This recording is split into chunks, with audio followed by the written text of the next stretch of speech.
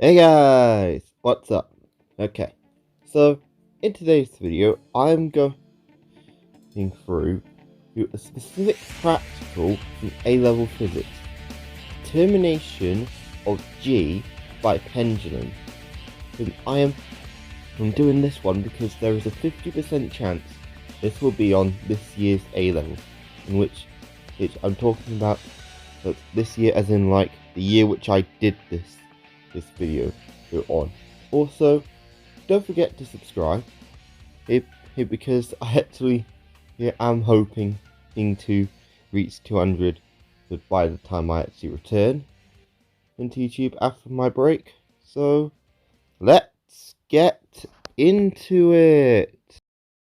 Okay, so how you do this practical is you craft a pendulum, and by putting a mass on a string, and then you connect it to a clamp and boss.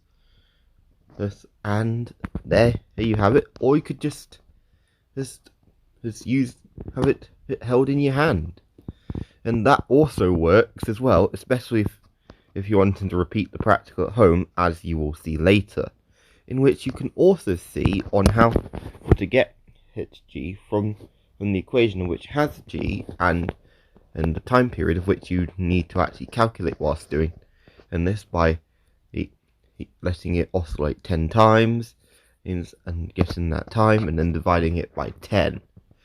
And as you see, I actually went through and derived the equation to specifically get g to be 4 pi squared times by the L over the time period squared.